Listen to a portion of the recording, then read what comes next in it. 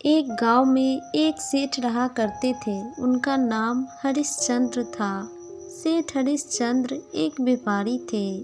गांव में वो अपनी पत्नी और अपनी बेटी के साथ रहते थे। सेठ हरिश्चंद्र को संतान के रूप में केवल एक बेटी थी। सेठ हरिश्चंद्र का व्यापार अच्छा चल रहा था। उन्हें बस एक ही चिंता लगी रहती, वो चिंता बेटी की विवाह की। विवाह में खर्च भी बहुत होगा, इसलिए हरिश्चंद्र खूब मेहनत करते। वो अपने व्यापार के सिलसिले में अक्सर दूसरे नगर में जाया करते थे। एक दिन सेठ हरिश्चंद्र को कुछ सामान खरीदने के लिए दूसरे नगर जाना था। सफ़र पर निकलने से पहले सेठ जी ने अपनी बेटी से पूछा, वहाँ से क्या लाऊं तुम्हारे लिए? तो बेटी ने कहा, आप मेरे लिए बहुत सारे फल लेकर आना। फिर व्यापारी हरिश्चंद्र दूसरे नगर के लिए चल दिए। दिन भर में सारा काम करके जब वो शाम में लौट रहे थे तो अचानक उन्हें रास्ते में तूफान ने घेर लिया। रात बहुत हो चुकी थी और बारिश भी तेज से होने लगी। तभी उनकी नज़र दूर जलती हुई एक रोशनी पर पड़ी, तो सेठ जी ने रोशनी की तरफ चलने लगे। वहां पहुंचकर सेठ जी ने देखा कि वो रोशनी एक घर से आ रही थी। एक बार तो वो घर में जाने से हिचकिचाने लगे, लेकिन आंधी और बारिश की वजह से वो अपनी हैसियत भूलकर उस झोपड़ी में प्रवेश कर गए।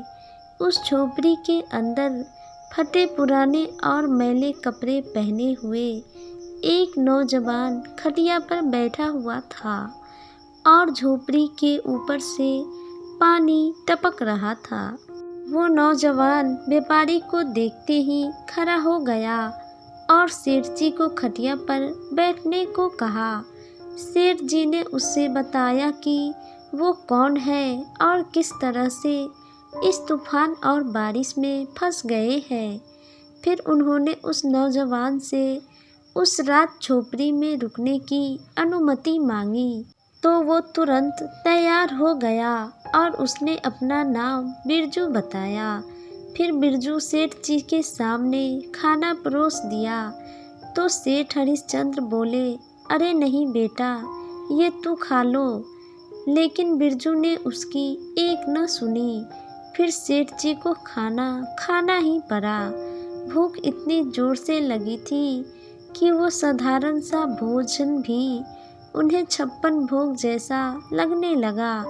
खाना खाकर और हाथ मुंह धोकर जब वो खटिया पर बैठे तो सेठ जी की नज़र वहाँ रखी पतीले पर पड़ी, जो खाली हो चुकी थी। उन्होंने बिरजू से कहा, तुमने सारा भोजन तो मुझे खिला दिया, अब तुम क्या खाओगे? ये सुनकर बिरजू मुस्कुराते हुए झोपड़ी से बाहर निकल गया और कुछ पल बाद वो अंदर आया तो उसके हाथ में फल थे, जैसे कुछ अमरूद और पपीते। फल देखते ही सेठ जी को अपनी बेटी की बात याद आ गई। बिरजू ने फल धोया, काटा और फिर सेठ जी के साथ मिलकर खाने लगा। फलों का स्वाद तो मानो शहद से भी मीठा था। सेठ जी हैरान थे कि इतनी रात को ये युवक ये फल कहाँ से लेकर आया है। परंतु रात बहुत हो चुकी थी, तो सेठ जी खटिया पर सो गए और बिरजू जमीन पर ही सो गया। जब सुबह हुई तो तूफान थम चुका था और सूरज की रोशनी चारों तरफ फैल चुकी थी। जब सेठ जी की आँख खुली तो वो उठकर बाहर आए। जब बाहर आए तो बाहर का नज़ारा देखते ही उनकी आँख फटी की फटी रह गई। अपने जीवन में उन्होंने इतना सुंदर बगीचा कभी नहीं देखा था।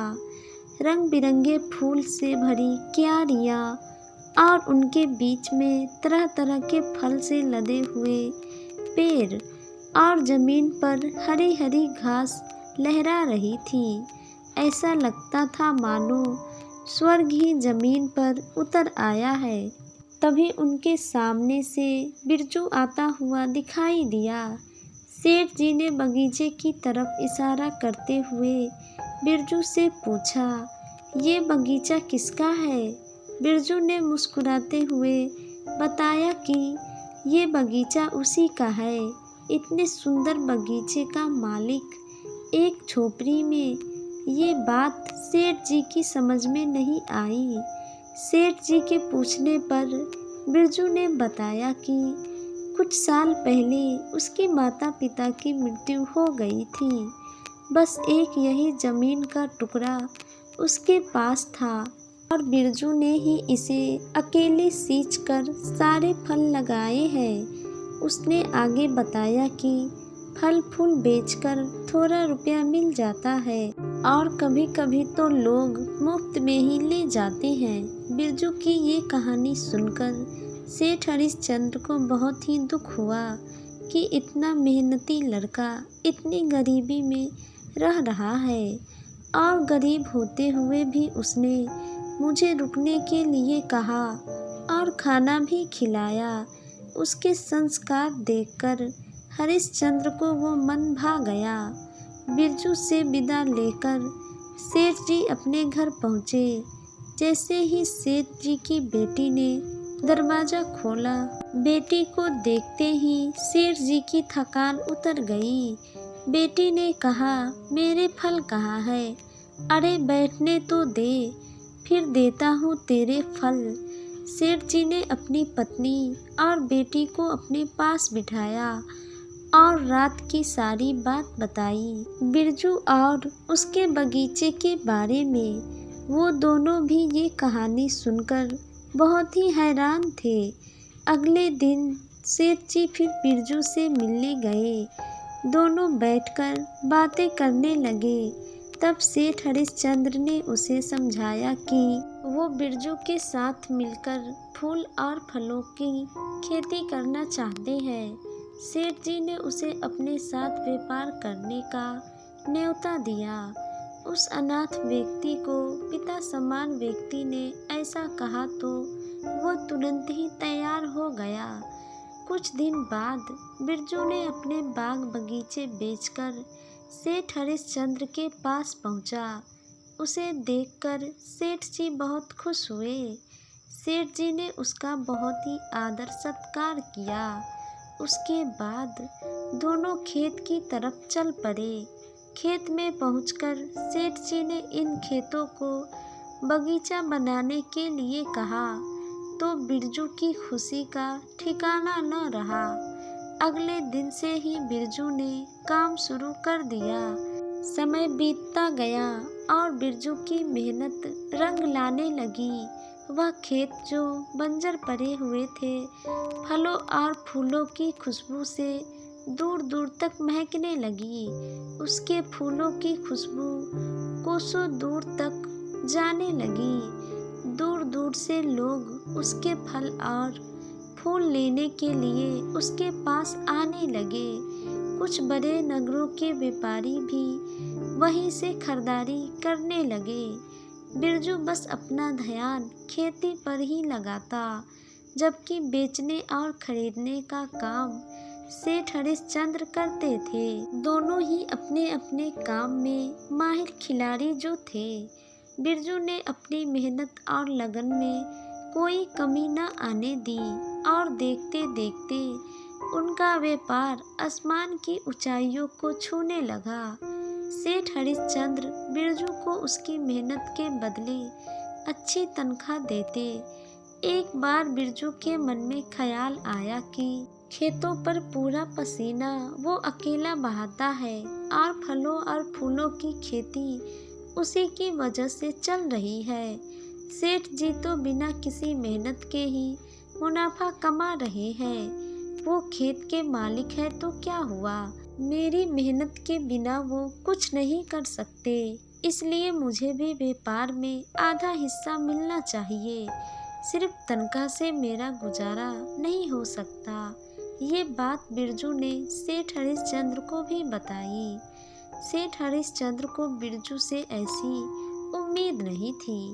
उन्होंने बिरजू से कहा कि यह सच है कि ये सब तुम्हारी मेहनत का नतीजा है, पर व्यापार की शर्त तो हमने पहले ही तय कर ली और उसमें तुम्हें मुनाफे का हिस्सा तय नहीं था।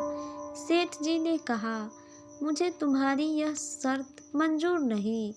बिरजू ने कहा, तो फिर ठीक है, इस महीने की आखिरी तारीख में आप मेरा पूरा हिसाब कर दो, मैं यहाँ से काम छोड़ दूँगा। घर जाकर सेठ जी ने ये सारी बात अपनी पत्नी को बताई। बिरजू मुनाफे में हिस्सा मांग रहा है। यह सुनकर उसकी पत्नी को भी बहुत हैरानी हुई। तब सेठ जी की पत्नी ने कहा, देखो जी, यह बात तो सही है कि जब से बिरजू हमारे साथ जुड़ा है, हमारा व्यापार दुगुना नहीं बल्कि चौगुना हो गया है, और ये सब उसी की मेहनत और लगन से संभव हुआ है। अगर उसने हमें छोड़ दिया तो हमारा बहुत ज़्यादा नुकसान होगा। मेरे पास एक उपाय है जिससे हम सबका फ़ायदा ही फ़ायदा होगा। एक तीर से कई निशाने लग सकते हैं। सेठ जी ने कहा, तो फिर सोच क्या रही हो, जल्दी बताओ तुम अपनी उपाय। पत्नी ने कहा, बिरजू एक मेहनती लड़का है और ईमानदार भी, तो क्यों ना हम अपनी बेटी की शादी बिरजू से करवा दे।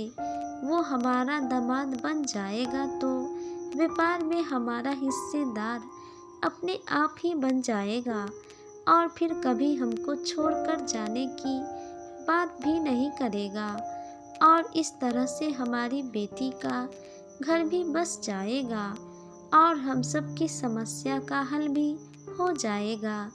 सेठ को पत्नी की बात जच गई। अगले दिन सेठ ने बिरजू के सामने अपनी बेटी के साथ विवाह का प्रस्ताव रख दिया। बिरजू सेठ जी की बेटी को पहले ही देखे हुआ था। वह सुंदर भी थी और समझदार भी। वह इस विवाह के लिए मना न कर सका। आखिरकार उसे भी तो एक अच्छे परिवार में रिश्ता जोड़ने में खुशी महसूस हो रही थी।